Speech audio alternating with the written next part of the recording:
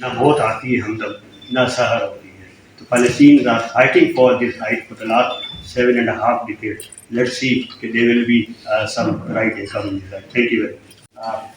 What Fanon said, your life is your last weapon in your hand. You give your life so that you want to save the right of the rest of the people. And what right now, 11 to 12,000 Palestinian people, they have died. They wanted to save dignity and respect the human rights of 2.3 million Palestinian living in Gaza. That's a conflict on which we have to think. I'll close my this humble submission on घर के हर जर्रे से नसूर की बू आती है.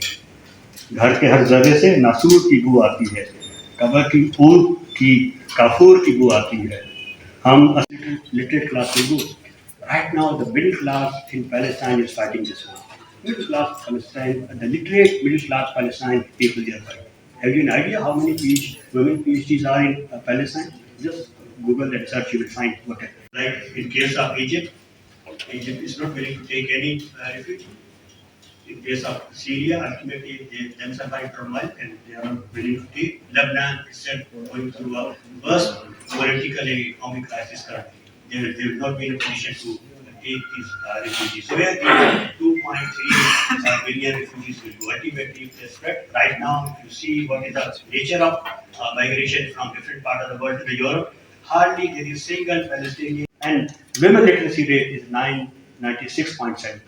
Can you imagine this country, which is in perpetual state of war, they are having such a high literacy rate?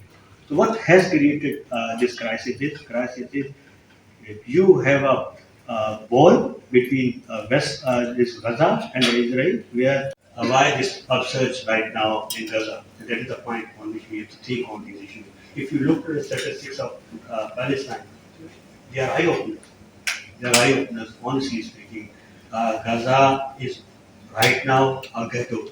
It's a ghetto in this sense that this is you see partially controlled without any external access or something else. But despite this, in Palestine, the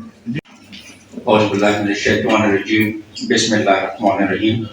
Honorable Vice Chancellor Dr. Khalid Mahmood Iraqi, Dr. Riyaz Sheikh, faculty members, esteemed guests, and brilliant students of Karachi University.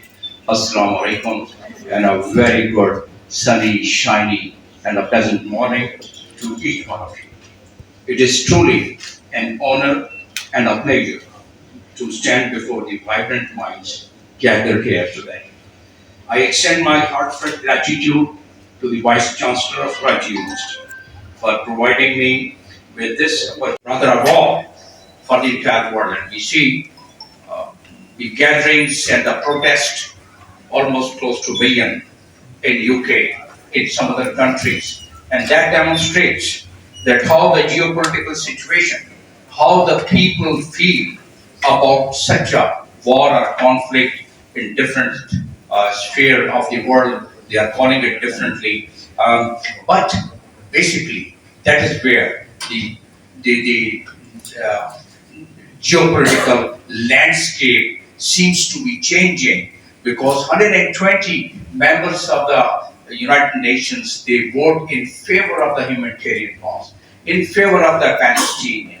Some of the historical indicators, without going into those details, the 1897 was a year where for the first time the Zionism movement and the Zionism the concept was really created, and then they decided, they made a roadmap as to what to do from this platform. Now, by the way, Zionism platform is not it, as not every Jew belongs to Zionism. You see the Jews, taking processions and coming out for the protest. It was at the cost of about 15,000 Palestinians. They were killed at that time. So it was not that, just all of a sudden they just drew a line and there were some Palestinians, they were absentee landlords and they sold it off, and that's why the Israelis had purchased. Israelis purchased property in the UK. They don't really claim that territory. They purchased property US did not claim that territory, but here after purchasing, what international law did give them the authority to declare and to have the resolution passed by the Security Council? So what does it entail? That this movement which I just mentioned, the foundation of which was laid in 1897.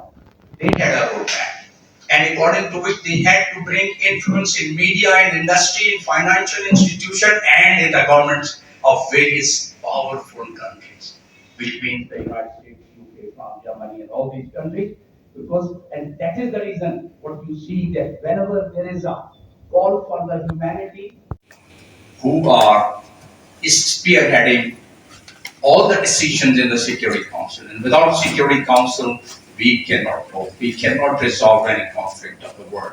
So every time there's some positive development by the world community, it is crushed, it is curbed by the Security Council veto powers. Except China and Russia, the other three members permanently